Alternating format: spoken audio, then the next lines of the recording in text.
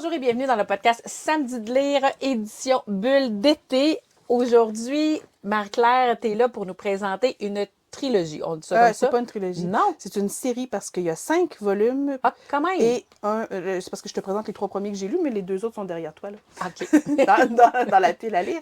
Plus un hors-série, donc ça fait 6, 5 et demi. Bon. Mais dans le fond, là, j'étais complètement égarée. C'est pour ça. Parce que devant mes yeux, moi, Ben oui. j'avais 3. Je pensais que c'était une Pauvre toi. trilogie. Oui, oui. Mais c'est pas plus grave que ça. Ce que je comprends, c'est qu'il y a beaucoup de bonheur et de plaisir qui vont être présentés Tellement. Ah oui, ah oui. aujourd'hui. Ah, c'est magnifique. Et là, on parle, mais on sait même pas de quoi, De quoi on on parle. parle? Quelque chose de super estival, c'est les carnets de cerises. Comme le fruit. Oui. Mais en fin de compte, on Mais parle c'est le pas nom de la d'aliments. petite fille. C'est ça qui s'appelle cerise. Ça a été illustré et écrit par qui? Alors, c'est scénarisé par Joris Chamblin et illustré par Aurélie Néret. C'est un... C'est français. c'est un produit... OK. Ça veut dire que c'est une BD qui n'a pas subi de traduction. Non. Ça arrive souvent, on dirait, hein? On dirait qu'on voit des... Oui. Ben, en fait, tu sais, je veux dire, en France, il se fait des affaires tellement extraordinaires. Puis au Québec aussi, là. Ouais. Moi, c'est... Oui, on peut en trouver pour tous les goûts. On n'a pas besoin d'aller dans le livre traduit pour avoir accès, dans la Non. BD traduite pour avoir accès à des Pas magnifiques... besoin. En tout cas, je regarde ce que j'ai l'impression que j'ai pas vraiment beaucoup. J'en ai quelques-unes, mais pas tant. Quand même. Ouais. De toute manière, puis Ouais. je veux... Ben oui, là, je vais on quand même divague, être... Ben oui, on dit vague, j'ai même pas fait fini mon introduction puis tout ça, mais il y a quelque chose qui est intéressant, c'est que ce soit en anglais ou en espagnol, ou en tout cas, de lire dans l'original, la BD, c'est beaucoup plus léger. Ben oui, C'est de parce lire que- une BD en anglais à cause des bulles. Ben, les tout ça, illustrations c'est pas- nous aident. Là, En plus, aussi, ça peut être à saisie. une belle marche pour s'en aller vers un Exactement. livre dans son Oui, c'est ça que je écriture me disais. Si j'avais à lire autre chose que du francophone, je le lirais en BD. ouais, en version originale. Oui, en tout cas, hein, Ouais. c'est ça que je voulais dire. Bon, ben là, hein, reconcentre-toi, ma chérie, et vas-y, lance-toi vers l'accueil de tes auditeurs. Alors, Marie-Claire, hein, on va les inviter À nous suivre. Ben certain, n'hésitez pas à vous abonner, partager et commenter les différents réseaux sociaux. Pour moi, c'est tout simplement Véro. Et moi, c'est Laraton Liseur sur Instagram. N'hésitez pas à venir aussi nous rejoindre sur les différentes plateformes pour le podcast ou ma chaîne YouTube pour voir aussi le podcast qui est pas pour l'instant en vidéo, mais c'est une autre manière de consommer le podcast Samedi de lire.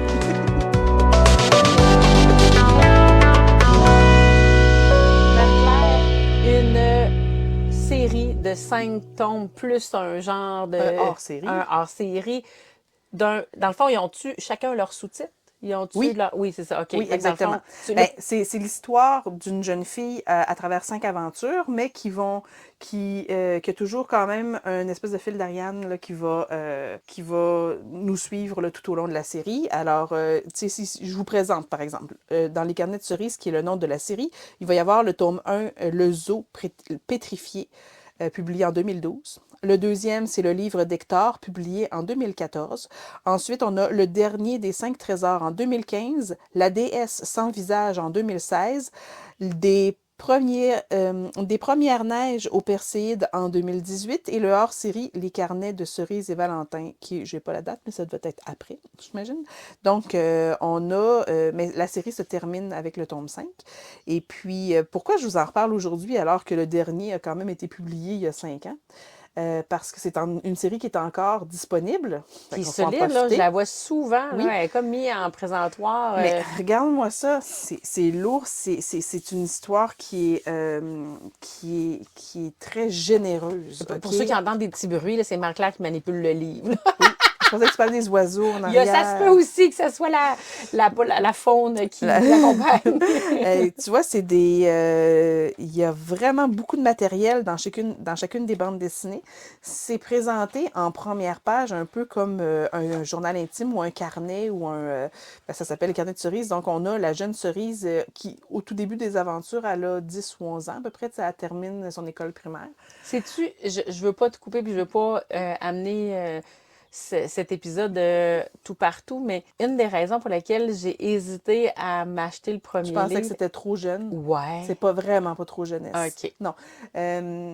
on n'est pas dans les résolutions d'énigmes faciles avec, tu sais, qui s'adressent aux jeunes lectorats de 7-8 Comme ans, là. Léa ou il y a Non, comme... on n'est pas là. Puis, OK, moi, quand j'ai acheté la première bande dessinée, c'est parce que vraiment, je la voyais partout, mais surtout que tu sais, on a le visage de Cerise qui est ici à côté un- devant une image de lion, puis dans un genre de camée ici. La couverture est tellement belle que je me suis dit, tu sais, moi, j'adore acheter des livres, j'adore acheter des bandes dessinées. Je me suis dit, si jamais l'histoire est pas bonne, au moins j'aurai un beau livre dans ma bibliothèque. C'est Ça, folle pour de vrai, même.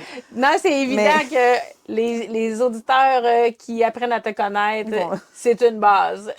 puis là, je me suis dit, bon, puis là, ça commence, puis on a une première page ici qui ressemble à une feuille déchirée dans un cahier scolaire avec un dessin, tu sais, une photo dessinée ici avec des crayons de cire un peu tout le tour, puis un texte écrit au manuscrit, la Cerise qui nous raconte, il était une fois, quand j'étais petite, je me suis fait la promesse que si un jour j'avais un journal intime, il commencerait comme ça. J'aime lire des histoires et mes préférés commencent toutes par Il était une fois. Alors, il était une fois, ben, moi, Cerise. Ça commence comme ça.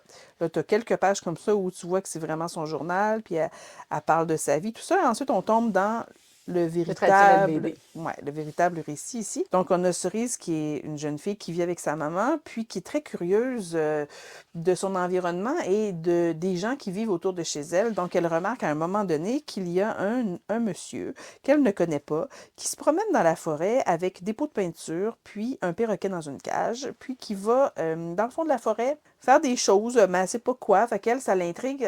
Elle demande à ses deux amis qui ont le même âge qu'elle, évidemment, deux petites filles de l'école, de la suivre pour l'aider à découvrir quel est ce Qu'est-ce qui se mystère. passe? Là, les deux petites filles, ah, mais là, est-ce qu'on sont moins partantes un peu que Cerise. Cerise, c'est toujours celle qui est intrépide, puis qui a envie de se lancer dans des aventures, puis on est un peu comme elle parce qu'on veut vraiment savoir. Donc, ben, elles finissent quand même, après plusieurs pages, puis plusieurs péripéties, puis à découvrir ce que fait le monsieur, tout ça. Puis c'est beau, c'est émouvant, c'est quelque chose qui nous reste là, et puis c'est pas une conclusion facile, c'est-à-dire que c'est, OK. tu comprends, il y a quand même beaucoup de développement, et puis ben Cerise va faire des rencontres. Il y a dans tous les romans des carnets de Cerise là, il y a une dimension humaine avec le personnage.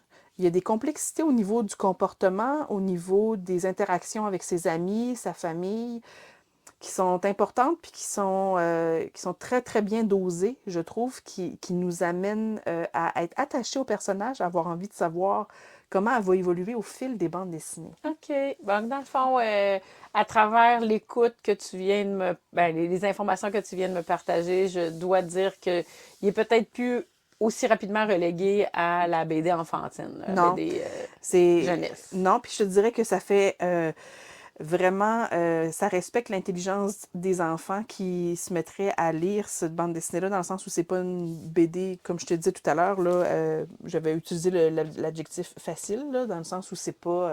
d'abord, c'est pas de l'humour non plus, c'est un récit d'aventure. Un peu à la Indiana Jones. Ouais, mais urbain.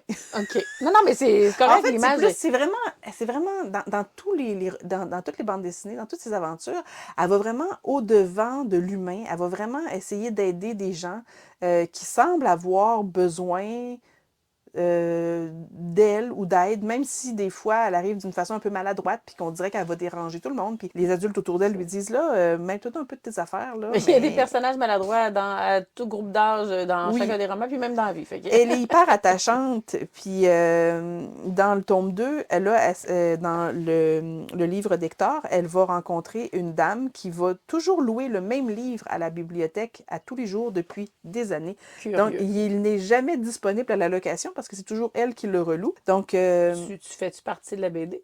Je t'agace avec beaucoup d'amour. elle finit par mener son enquête et puis ça coince à un moment donné. Tu sais, là, ses amis vraiment commencent à dire là, tu te mêles pas de tes affaires, ça nous dérange. Fait que, il y en a une, entre autres, qui dit moi, je débarque, là, je suis plus ça. Fait que, donc, il y a un conflit avec son ami qu'elle va devoir régler, qu'elle va devoir... c'est pas laisser comme ça, puis dire, ah ben là, son ami est juste plus dans le décor. OK. Ça finit, Il y a de la elle reviendra. maturité dans Ouais, vraiment, il y a la une gestion. évolution de personnage qui est très importante. Puis, les personnages vont revenir dans les bandes dessinées suivantes. Donc, ils vont continuer à faire partie de l'environnement De cerise. ouais, de Cerise. Dans le tome 3, là, on est plus dans le temps des fêtes. Et puis, donc, elle va se lier d'amitié, Cerise, avec une relieuse de livres anciens. Ah, quel beau métier. Quel beau métier. Et puis, c'est une jeune femme qui a des trous de mémoire, qui a oublié beaucoup de choses à propos de son passé. Puis là, Cerise va découvrir que le papa de cette relieuse-là, avant de mourir, lui avait laissé une chasse au trésor pour l'aider à se rappeler de certains événements. Donc, Cerise, ses deux amis qui sont redevenus ses amis. Ah là, spoil! Spoiler alert! Et alors, ils vont l'aider, dans le fond, à retrouver tout ça à temps pour Noël. C'est vraiment magnifique. Puis là, je suis rendue au tome 4 et au tome 5 que je vais lire prochainement. Et puis, de ce que je suis capable de lire, puis de ce que je me suis fait dire par d'autres lectrices sur Instagram, c'est que ça devient poignant. Je pense que la dernière bande dessinée, on apprend des choses à propos du passé de Cerise qui vont nous émouvoir un peu. Fait que je trouve que si c'est la direction dans laquelle ça s'en va, ça va être une belle conclusion. Donc, c'est une série que je recommande vraiment chaudement. Vraiment chaudement. J'ai pas pensé à te demander dans notre dernière bulle d'été quelle était ta note, ta cote. Pour ce qui est. Est-ce que tu l'as mis en avis de lecture déjà sur. Le Manoir Sheridan, je ne l'ai pas encore mis en avis. Ben, ça, c'était pour Oui, celui d'avant. Là. Oui. Puis, les carnets de cerises, je les mets tous individuellement. Et puis, c'est tous des coups de cœur. OK, quand même. Tu sais, j'ai rien de mal à dire de ces bandes dessinées-là. Pour moi, elles vont toujours rester dans ma bibliothèque. Puis, tu sais, je vais les faire lire à tous ceux qui voudront les lire. C'est doux, ça fait du bien. Les illustrations sont belles. C'était la première collaboration, d'ailleurs, de l'illustratrice Aurélie Néret. OK. Son premier contrat de bande dessinée. Et puis, on voit une évolution du dessin assez importante, je trouve, personnellement, entre le tome 1 et le tome 5. Là. On voit une évolution à chacune des bandes dessinées. Wow! Puis l'auteur, écoute, j'adore ce qu'il fait. Puis on a Joris Chamblin, qui est un auteur, qui est un scénariste absolument extraordinaire. J'aime vraiment sa plume. Et puis, on le connaît aussi pour Enola et les animaux extraordinaires, une autre série de bandes dessinées qui est un peu plus jeunesse, celle-là. Puis, les romans jeunesse aussi, Sorcière, Sorcière. Ceux-là sont sur ma wishlist. Là. Un jour, je vais mettre la main dessus. Dans le fond, ce que je comprends, c'est que cette série-là que tu viens de proposer, pas proposer, mais que tu viens de relier. C'est le dessinateur ou c'est l'auteur, L'auteur, Joris? c'est l'auteur. Joris, l'auteur, il a écrit une série qui est déjà sur ta liste de Oui. souhaits. Okay. Ben, je l'ai mis sur ma liste après avoir commencé les carnets de cerises parce que j'aimais sa plume vraiment beaucoup. Là. Je comprends. Donc, voilà, c'est ça. Puis, on retrouve Aurélie Néret aussi pour ses illustrations de Lulu et Nelson. Est-ce que j'ai le temps de te raconter un petit fait intéressant à propos de l'illustratrice? Absolument. Puis après, très naturellement, est-ce que tu veux glisser ça comme étant non, c'est pas le mot de la fin. Hein? Ça fait partie de l'épisode. Fait que je vais te laisser nous présenter ce petit fait cocasse sur l'illustratrice. Puis après ça, on pourra tranquillement s'en aller vers la fin. Vers la fin. Alors, si je peux me permettre une petite anecdote au propos de l'illustratrice. Allez, vas-y, je veux savoir. C'est-tu du croustillant? Oui, ben c'est intéressant, en fait. C'est qu'elle a pris une position politique assez intéressante. Ah, quand même. C'est qu'en 2016, elle a été... on se rappelle que la première bande dessinée de Les Carnets de cerises a été publiée en 2012. Puis c'est sa première collaboration. Donc, 4 ans après, elle a été nominée pour recevoir... un prix de l'Ordre des arts et des lettres, comme 3 autres auteurs de bande dessinée. Parmi les heureux élus, il y avait 5 femmes, puis 4 d'entre elles ont décidé de refuser ce titre honorifique. Et puis là, je me demandais pourquoi est-ce qu'elles refusent un prix. Ben oui. En fait, c'est parce que, je ne sais pas si tu étais au courant, mais au Festival de la BD à Angoulême, il y avait eu une espèce de petit scandale. Mais il n'y avait pas un auteur pédophile qui... En fait, c'était plutôt le fait que les femmes n'étaient pas représentées. Il n'y avait pas de femmes... qui était invitée au Festival de la BD. Pour vrai, ça, je ne savais pas. Il faut se remettre dans le contexte qu'il y avait eu un boycott lors du Festival de la BD à Angoulême dans ces années-là parce qu'il y avait une faute de parité. Il y avait du sexisme, il n'y avait pas de femmes qui apparaissaient dans la liste des nominés au Grand Prix. Les artistes ont alors accusé le ministère de faire de la récupération politique, puis de se dire, ah ben là, donc c'est vrai, on n'avait pas mis de femmes au Festival de la BD, on ne reconnaissait pas le talent féminin, donc on va comme piocher au hasard 5 noms d'illustratrices, de créatrices de BD, puis on va leur remettre un prix pour leur fermer le clapet. C'est un peu comme ça que ça a été reçu, parce qu'il y en a une qui disait, voyons donc, elle dit, je commence dans le métier, là, elle dit, j'ai pas 20 ans tu sais, elle dit, j'ai pas tant d'œuvres que ça, je mérite pas d'avoir ce prix-là. Aurélie Néret aussi était comme un peu novice là-dedans aussi, puis les autres avaient à peu près tout le même discours, là, dit, c'est pas parce qu'on le mérite, là, vous nous le donnez juste pour qu'on ferme notre boîte, puis pour que ça fasse joli politiquement, exactement. Donc ça les a vraiment fâchés, fait qu'ils ont décidé de pas accepter ce prix-là. Puis tu sais, c'est triste parce qu'il y a encore, tu sais, il y a encore beaucoup de créatrices de bandes dessinées, d'illustratrices, tout ça. Je parle des femmes ici parce que c'est le sujet qui nous occupe, mais qui vivent vraiment de façon très précaire. C'est un métier qui est exigeant, puis tu sais, nous, on les voit, on est vraiment contents, on trouve ça beau, les illustrations, tout ça, mais on sait pas que derrière ça, il y a vraiment beaucoup de travail, puis il y a pas beaucoup de reconnaissance. Puis justement, dernièrement, je voyais passer sur les réseaux sociaux Audrey Alouette, qui est une autre auteure, Magic Charlie, entre autres, expliquait qu'elle, l'illustratrice de La Princesse Sarah, une autre bande dessinée, vous irez faire une petite recherche, mais donc, elle, sa page Wikipédia a été complètement effacée, puis il y a un mouvement comme ça pour effacer les pages Wikipédia d'illustratrices ou de femmes qui sont dans le domaine des arts. Tout simplement, c'est un mouvement misogyniste, là, d'effacer donc, d'effacer leur présence en ligne pour qu'on ne puisse pas avoir accès à ces informations-là. Fait que je trouve ça tellement fâchant. Puis elle, Audrey, n'a pas laissé faire ça. Elle a fait une campagne de financement, puis elle a demandé aux gens de l'aider à la soutenir parce qu'elle a dit qu'avec cet argent-là, elle allait faire elle-même une, comment on appelle un documentaire. Un documentaire, merci Véronique, c'est le mot que je cherchais. Un documentaire sur cette illustratrice-là, puis dire là, ce documentaire-là, il ne va pas disparaître. C'est une preuve que tout ce qu'elle a accompli, là, et là, ça lui appartient. Elle a le droit de recevoir les applaudissements de tout le monde. Puis, et puis, on est en 2023, il faut encore se battre pour des choses comme ça. Fait que quand j'ai vu ça, qu'elle avait refusé un prix, je me suis dit, il doit y avoir une raison politique derrière ça. Certain. On ne refuse pas un prix pour rien. Puis je trouve ça, tellement ordinaire. Tu sais, en plus, personne les a appelées, ces femmes-là, pour leur dire, voilà, nous allons vous êtes nominés, nous vous nominons pour recevoir le prix. Ça. Non, elles l'ont vu passer sur les réseaux sociaux. Ah, c'est en plus? En plus, personne ne les a avisés de ça. Fait que ça a été fait de façon très cavalière. Puis ça a été clair. Fait que tu vois, en le refusant, ça a fait plus de bruit que s'ils l'avaient accepté puis qu'ils avaient mis je sais pas, la broche ou petit trophée là, dans leur bibliothèque. Là. Fait qu'ils ont bien fait de le refuser. Mais en tout cas, je trouvais que c'était digne de mention parce que c'est arrivé, puis ça arrive encore. Donc voilà, je voulais pas faire de ma chronique quelque chose de politique, mais malheureusement, c'est... Bien, tu sais, je veux dire, est-ce que c'est malheureux? C'est pas malheureux, c'est un fait, c'est arrivé. Oui. Après ça, on se fait un point de vue, puis on se positionne en fonction de nos valeurs, en fonction de ce que tu viens de nous partager. C'est sûr qu'on a, dans le podcast littérature, habituellement, depuis sa création jusqu'à aujourd'hui, on a été plus dans le divertissement, puis l'échange de la vie. Mais pour vrai, c'est pas 2-3 minutes où tu nous présentes l'auteur. C'est pas l'auteur. Non, c'est l'illustratrice qui, ça fait partie de sa réalité, puis tu fais une... Est-ce que je l'ai appelée Audrey tout ce temps-là? C'est Aurélie Néret. Je l'ai-tu vraiment... Est-ce que tu te rappelles? Est-ce que je l'ai-tu appelée Audrey? Je le sais pas. Puis là, ça, on va le savoir au montage. Fait que pour vrai... Je m'excuse si j'ai dit Audrey.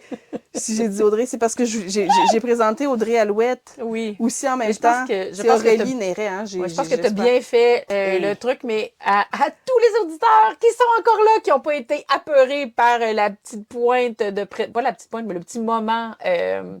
petit moment de comment on appelle ça? Éditorial, tiens. Oui. Le petit moment éditorial du podcast, de l'émission. Bien, pour vrai, je pense qu'ils vont te pardonner si tu as fait l'erreur. Mais moi, je pense qu'on a bien fait ça. Mais c'est Aurélie. En tout cas, bref, Aurélie. Alors, Aurélie, si tu nous écoutes, ça m'étonnerait, mais si tu nous écoutes, bravo pour tes illustrations, bravo pour ton positionnement. Puis on t'encourage, ma grande, continue de faire ce que tu fais. On aime ça. Et Joris aussi, c'est l'auteur. Je veux dire, lui aussi, il a bien fait ça. Oui, Merci, Joris. Joris. Merci pour les canettes de cerises. Mais tu sais, je veux terminer en disant que c'est une série qui vaut vraiment la peine d'être lue. Le texte est vraiment magnifique. Puis c'est ça. On peut le prendre à différents niveaux, là, puis on peut le lire à tous les âges. C'est disponible pour tous les états d'esprit. Oui, puis de toute manière, tu as déconstruit dès le départ par mon commentaire ou par mon questionnement à savoir que c'était pas une BD qui était vraiment accessible aux jeunesses. Là. Exactement. Non, c'est pas juste pour les enfants. Et sur cette fin d'éditorial, tu nous amènerais vers le mot de la fin avec quelle intention? Moi, j'ai été obligée de faire des petites recherches pour vous parler de l'auteur et l'illustratrice, ce qui m'a amené à découvrir ce côté un peu moins reluisant du monde de l'illustration. Mais si vous avez envie d'aller faire des recherches pour essayer de voir qui sont ces gens-là derrière la bande dessinée, puis prendre conscience de leur réalité, puis de se rendre compte que la parité, ben, même dans le milieu du livre, malheureusement, n'est pas encore atteinte entre les hommes et les femmes, même en littérature. Alors, c'est peut-être pas le cas dans tout. C'est peut-être pas vrai dans tous les cas, mais quand ça arrive, ben au moins, si on le sait, on peut faire quelque chose en ce sens, dénoncer, peut-être. Oui, puis moi, j'ai envie de dire de façon peut-être simple et accessible parce que on n'a pas tout le goût, le réflexe, le temps d'aller faire des recherches, puis d'aller voir, puis d'avoir la curiosité d'aller voir c'est qui l'illustrateur, c'est qui l'auteur, mais s'abonner à leurs réseaux sociaux parce que la plupart doivent entretenir. C'est une manière d'être connecté avec eux autres. Oui, c'est ça, d'être connecté avec eux autres, puis de connaître ce qui se passe, puis qu'est-ce qu'ils ont à dire, puis peut-être que c'est une manière d'apprendre et découvrir leur univers autrement qu'en allant lire et rechercher leur histoire sur Internet. Là. Puis autrement qu'avec une signature dans un salon du livre, on n'a pas le temps de jaser. Mais c'est vrai qu'en les suivant sur les réseaux sociaux, souvent, ça nous donne une idée. Tout à fait. Puis de voir des motivations sur pourquoi ils ont décidé de mettre fin à telle série ou de continuer. Comprendre ce qui se passe. Oui, puis c'est peut-être plus ponctuel. Voilà. Alors, je pense que c'est la manière d'être là pour ces créateurs, ces artistes-là qui vivent des fois... Des fois, là, on parle de sa place, de sa reconnaissance comme genre dans l'histoire, pas dans l'histoire, mais dans la littérature, mais ça peut être à plusieurs niveaux. Là. Les embûches peuvent être grandes, là, de ne pas être reçu, de ne pas trouver de maison d'édition. Il y a probablement, j'ai justement un auteur, elle a été abandonnée par sa maison d'édition, puis il a fallu qu'elle en trouve une autre. Fait que, je suppose que ça doit arriver aussi dans la BD. C'est ça, il y a des choses comme ça. Puis ça peut être... c'est pas obligatoire. Ils ont des Avant d'arriver en tablette, le livre, il y a toute une histoire. Puis, Absolument. On dirait qu'on a des sujets d'automne, puis on est l'été. C'est parce qu'il pleut. C'est à cause de ça! C'était notre bulle d'été qui devait se retrouver dans la fraîcheur, la légèreté. Là, ça reste frais, mais ça reste, c'est ça. Ce sont les faits. Ben, c'est vrai. Ça fait partie de la réalité. Exactement. Il n'y a pas de saison mais la pour lecture va être fraîche, là, la lecture va être légère. Absolument. Mais c'est ça, avoir un point de vue, un aspect éditorial, ça n'a pas de saison. Non. Bon. Fait que Marie-Claire, tu nous recommandes avec beaucoup de plaisir et... toute la série au complet et le hors-série que je n'ai pas, mais qui a l'air tout aussi chouette et que je vais me procurer prochainement. Tu me rappelles le nom de la série, c'est? Les carnets de cerises. Puis, on va laisser les auditeurs s'amuser à découvrir les noms de chacun des BD, des livres BD, parce que... Je les ai nommés en début. Oui, c'est ça, en plus. Fait que, ou reculer dans l'épisode. Ouais. On est vraiment, vraiment délinquantes, comme moi, animatrice, et toi, comme chroniqueuse. Bien, c'est avec ce plaisir que je vous souhaite à tous de passer de magnifiques moments, de très belles journées. Mais avant de vous laisser aller, je vous invite à nous suivre sur nos différents réseaux sociaux. Pour moi, c'est tout simplement Véro. La Raton Bizarre sur Instagram. Au plaisir de vous revoir ici ou ailleurs. Bonne journée!